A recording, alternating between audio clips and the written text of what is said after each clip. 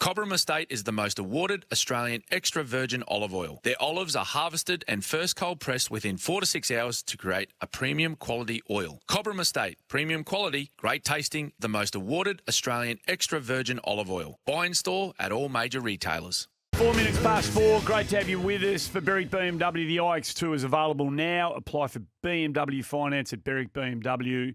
And if you're in the electrical game, you need to stick your nose in at AWM Brunswick, comprehensive electrical solutions with expert knowledge. Gazy, I always love finding out from athletes and, in this case, a footballer who have been competitive their whole life and they've got into this routine of training and getting themselves physically to be in the sort of nick they need to be in to play, how they channel that after they're playing. Yes. Some don't need to find anything and some do. Were you on the show when we were talking to Dave Zaharakis a couple of weeks ago? Was that while you're in the Olympics? Was JJ doing that? I might have been away on that one. So Dave Zaharakis, a teammate of the bloke we're about to say g'day to, has become an ultra Ironman, doing the sort of supers, the elite stuff and the huge distance stuff with that, and he's committed his whole life to it. And Heath Hocking played some footy with Zach, played 126 games for the Mighty Bombers, and the Walk for Epilepsy campaign is on right throughout October, I think it runs. Walkforepilepsy.org.au is the place to go to find out more about it, what it's all about, how you can help, how you can contribute. And Heath Hocking's become obsessed with, I don't know why you do this to yourself, mate, but obsessed with ultra running and vast distances. And you're going to be doing your bit for the Walk for Epilepsy campaign. Good to see you in the studio. Yeah, thanks, Andy. Thanks for having me and Gazy up there. Can you see him over there? Yes, I can't. Just slightly seeing him there, but no, thanks for having me. Good so tell us about what you're doing first, and then we'll get the reason why this is important to you later. Yeah, so October, the 1st of October to the 25th of October is the Walk for Epilepsy, which I'll be attempting to complete a 250K run walk on a treadmill as a part of the Walk for Epilepsy's treadmill challenge, which is the 1st of October. And how that came about is when my son was 6 months old, he was diagnosed with infantile spasms, which is a form of epilepsy, like more for the child. It was just something that we went through, my wife Louisa and I. At 6 months old, he was having spasms, and just something that probably really, our first child just really threw us back, and it was really hard. And he went on, once he went to the Royal Children's Hospital, he went on some heavy steroid medication, which within 4 days had cleared his spasms, which was really good. But he had to go on it for a month, so he had obviously a lot of time taking steroids, which was a very high dose of steroids. Obviously helped with the spasms, but there was obviously, he put on weight, he wasn't sleeping, and it was a really hard time. But he's now 4 and really fit and healthy, and something that we're really proud of him and how he got through it. And there's always in the back of your mind that could that come back? But for now, we're happy, and so for me, it's about doing what I can for those people who aren't so fortunate. Good on you. Heath, I know with all types of illnesses that there can be extremes and some that are more affected than others. But where are we at with epilepsy? Is it something that, like with your kids, that they can grow out of? How does it all work? Yeah, it's a tricky one because, like we found out, is the steroids actually cleared my son of his spasms. But I've spoken to other parents of kids who at same age got infantile spasms, who that drug didn't actually work for their son or daughter. So it's a wide variety of different things that can happen. But I've met some people through doing this the last 4 years where their son or daughter might be hospitalised once or twice a week. So, Gee whiz. So it's really hard, and for us, we feel fortunate, but can we help in some way? And that's what I'm doing through my, I guess you said, I've played elite football, and I had that elite mindset at one stage, and can I just focus that into something that's going to help other people? Yeah, it's great. How do you, what happens when there is an episode? So someone who has epilepsy, what happens to them, and what should those around them do if you see someone that's having an episode? Yeah, we were told when it was, so we didn't film it. So we went into the hospital and said, we're sort of trying to explain what was happening to Roman. And they're like, oh, well, he's not doing it now. What did it look like? Next time, take him home, film Right, it. right. So if you, is all I can say from what we got told is if you think something, just film it. Obviously go see someone, doctors and things like that to get it looked at. But I think just them seeing, as soon as the neurologist saw it, what we had showed him based off the vision, he knew exactly what it was. So, and it can be varying. I'm not too sure. Yeah. But from what we experienced, was we filmed it, and a day later they saw it and they said, "Oh, this is what we have to do." How common is it amongst kids? Do you know? Have you Well, watched? it's 1 in 25 people. Right. So I'm not sure with kids, but Yep. in general, 1 in 25 people will have 1 in 25 will have epilepsy. And I don't want to take you back to a challenging place for you and Louisa, but when you see your kid, a 6-month-old, when you 6-month-old, see your 6-month-old kid going through that, how terrifying is that? It was really terrifying. And when we then had to video it, you sort of had to let them. You sort of you're sort of sitting back and just videoing. But these things obviously help, make you stronger and build you up. And it's something that I use in my day-to-day life. Going, well, my son can push through that, and obviously very young, but the strength he showed and he still continues to show. I try to use that, and but yeah, it was difficult, very difficult. And the effects of his epilepsy, are they as profound now as they were back then? Does he still have any of those sorts of? So he's clear. He's been back to the neurologist a handful. Like once this all happened, he went through, monthly checkups, and they put an EEG, so that checks your brain activity, which epilepsy pretty much throws all your brain activity out. You just stop developing. So he's, since probably the last 2 years, we haven't had to go back because he's been fine. So awesome. But you hear about stories of 30-year-olds who will just suddenly develop, or 20-year-olds, whatever it is. So it's something that is quite important, and the research and the funds are going to create, try to create a cure. Yep. And gee, it's a tough assignment, 250 Ks. Oh, I mean, that is treadmill. There's outrageous. not much to look at when you're doing that. No. You want to have a very, very good Spotify playlist because, I probably wouldn't recommend Andy's Spotify bits. Well, it goes for 65 hours, so I've got the duration covered. But we want a bit of uplifting stuff. But what type of training have you had to do? It was. I probably haven't trained as much as I trained last year. I did a 24-hour run last year, but I've just tried to get on the treadmill as much as possible because obviously you're right. It's going to be very difficult in the sense that there's not going to be much. You're just running on a treadmill, but putting in hours of that sort of running, and I probably hit 5 hours is the most I've run on a treadmill, but. We'll see. I think it's just your muscle memory from runs you've done before, and I've made it to 186 Ks before, so that obviously comes into play, and we'll just have to probably nut out the last 10 hours somehow. That's all. So some people like having a yak when they run, and some people don't. Some people hate the idea of talking when they're running. Are you one way or the other? It's funny, these sort of distances, when you're talking hours on hours, you go through real waves of where you're at. I know at times I'll be happy, and then within 2-3 minutes you can just hit a wall, and you can be in, they call it the pain cave, where you just head down and just get through.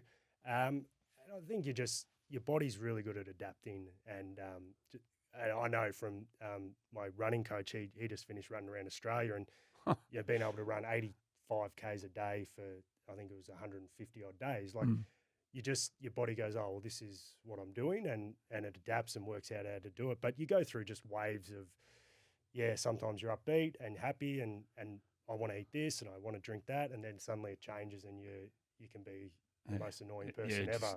So I think you just, if someone's trying to support you through it, they've just got to sort of see and just sort of read how you're feeling, and we'll just see how we go. When did you discover that this endurance running stuff was something that you were drawn to? I always was good at long distance running, especially we do a lot of 3K, 2K time trials, and I'm always quite good at that stuff.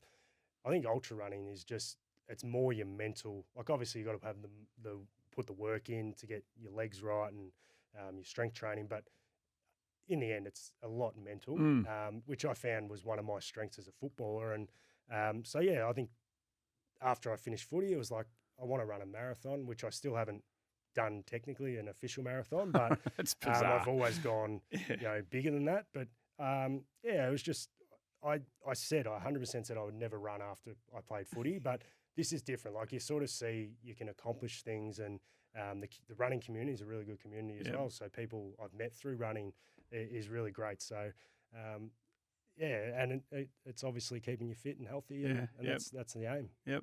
And what do you make of the Bombers? Have you? It's been a tough period, but they seem not far off it.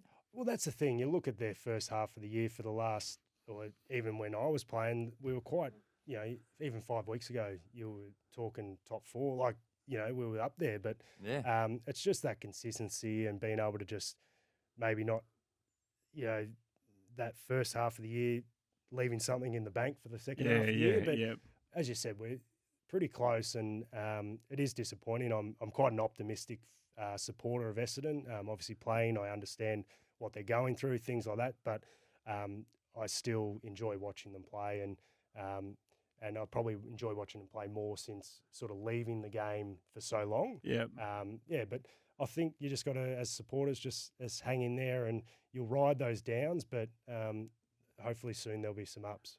What's getting back to your running, what's the longest, so 250 Ks, this has surely got to be the furthest you've ever asked yourself to go in one effort. Yeah, so I ran 24 hours last year and got 186 Ks. So 24 hours non-stop? That was, so the idea is you just keep moving. There's not a lot of stationary time. I'll run for 12, 13 minutes and then walk for 2 or 3 and then just continue that and just on for 24 hours. 24 hours. Oh, Jesus. And then I think as it gets harder, you sort of break. What are you doing? That's mad, mate. Loose upstairs, I think. But I think you just got to break the run down. Like it's. I remember last year it was like 5 hours in. I'm like, I've got 19 hours to go. You can't think. And then I just quickly said, no, you've got 13 minutes to run. Yeah, right. And then you got to walk 2. And then by the end, I was breaking it down to 4 minutes and 1 minute, and I had people running with me, so that helps. But yeah, it is hard, and but that's the part. You finish. I think I couldn't walk the next day, and I remember thinking that's obviously a positive because I've you've gone done the best I can. Yep, and when it comes to this sort of stuff, the great thing about running is you don't need too much gear. No, and that's it. So the shoes, how aware now are you of the footwear that you need for your gait and your weight and your style of running? I got some stuff that might be look, I'm sure he appreciates the offer of the Gazies, but I'm not sure they're going to be all that appropriate for what you never know. I went into the running company, which is a really fantastic running company. Company, and then they sort of gave me, because I think sometimes you go, oh, this is the shoe I need, and then you go and tell them, they go, actually, no, that's probably not the one. And I found a couple of shoes that I really like that are a bit different, and that I can't say I really ever get blisters, because that's something you worry about running those long distances. So I found a few shoes that I like, and I'll just keep buying the same ones again until they obviously discontinue that and move on to the next one. So that's sort of how I found, is just got some advice on what worked for me, because I'm very flat-footed, so something with a bit more neutral, maybe a bit of arch support. But that's sort of how I went about that, and now I just stick with the ones that I know work. And your brother's a comedian around town. Does he take the piss out of you with this stuff? Is this just a great gift for him, that you doing this kind of stuff? Well, he's definitely used the obviously the SEN drug saga a lot, which I gave him permission. Right, go right. It's really good to see him. Like I saw him from the start when he started, and you go into like open mics and things like that, and just to see his development. And he's got a podcast, Good Banter podcast, that's out every week, and it's something that on a Thursday as soon as I get in the car to go to work, it's on straight away. Yeah. So it's really good. And yeah, he takes the piss out of I it. bet he does. You know what? All the things you did, playing footy and lining up in front of 80, 90,000 people like you did on several occasions playing for your footy club and then putting yourself through this, there's nothing more terrifying, I reckon, than, not that I would have ever done it and would ever think about doing, but standing up as a would-be comedian at an open mic in front of 60 or 70 people who they're gonna rip you if you're no good. Yeah, that is terrifying. Yeah, 100%. And I've been to those early gigs where they're just open mics, so there's people trying stuff, and it can be real hard to watch. Oh, Keith, once you push through that, and still he'll tell me stories that even as a 6-7 year comedian, you're still going to find those days where just the crowd just does not like you. So you take one and that's it. Hey, Heath, you've got the headset on. Rowan's on the road listening to your story about you and Louisa and Roman, your little fella who have gone through what you've gone through at home, and you're doing it. You're trying to do something for others who are going through that with the walkforepilepsy.org.au campaign. Rowan's been listening and wants to have a quick chat to you, I think. Fire away, Rowan. Yeah, g'day, boys, and g'day, Heath. How you going? Yeah, good. Thanks, Rowan. Thanks for calling. Yeah, I'm just listening very intently with what you said because last week we had an episode with my son. He hadn't been diagnosed with epilepsy, but he had a very serious seizure that lasted about 5 minutes. And similar, I had to actually film that and record the whole thing. And that footage actually diagnosed him with epilepsy last week with a neurologist. So as soon as he said that, I kind of went, wow, that's exactly what we did. We didn't know he had functional seizures, but we basically diagnosed him in 5 minutes of doing that, and then sending that off to the hospital because he's had multiple tests at the Alfred for a week. He was in hospital getting tested for that, but they couldn't pick up the clonic seizures that he ended up having. So, yeah, just when I heard the story, I thought I'd ring you and just let you know. That's certainly at 20 years of age. Yeah. He's just been diagnosed as well. So just thinking about the cause that you're doing, and well done. I'm a Bomber supporter too. So, yeah, well done, Heath. Good on you. Nah, thanks for that, Rowan. And, yeah, sorry to hear about your son. But as you said, you've hopefully caught it at a really good stage, and the doctors and the neurologists can get on top of it. And as I said, it's a hard time, but obviously you'll be there to support him 100% and do what you can. Good on you, Rowan. Thanks for calling in. And if you're listening to Heath and you're listening to Rowan, and epilepsy's been part of your family dynamic, and you've always wondered, listen, I wonder what I can do. This is a great way of helping out. Walkforepilepsy.org.au. Barmy's sort of chipped in, and he's now become a real ambassador for the cause, and he'll rally a whole lot of people to it. I know Gazy and I are going to go down for a run at some stage in a couple of weeks. Ready for a little bit. We'll do a bit of that as well. I might be walking a little bit. No, you'll get running. into a trot. You'll get into a bit of a trot, I reckon. Once the cameras are on and the bright lights, you won't be able to hold yourself back. You're a bit of a show off. Good form in. Right, good. Mate, you're a superstar. Good to hear that your young fellas, come good, and terrific to see you doing what you can for others who are in a similar position to you. So keep up the good work, mate, and keep on running. No, thank you. And I just want to thank Nexon for the major sponsor of the Walk for Epilepsy. Yes. Because without sponsors and people putting this together, it can't go ahead. And I'm excited for the 1st of October to get going and start my Walk for Epilepsy. Nexon Asia Pacific has been the national major partner of Walk for Epilepsy since last year. I think they jumped on board. So good on you for mentioning them. Good luck. Thanks for coming on. Thanks, Gazy. Heath Hocking joining us. That website, one last time, walkforepilepsy.org.au.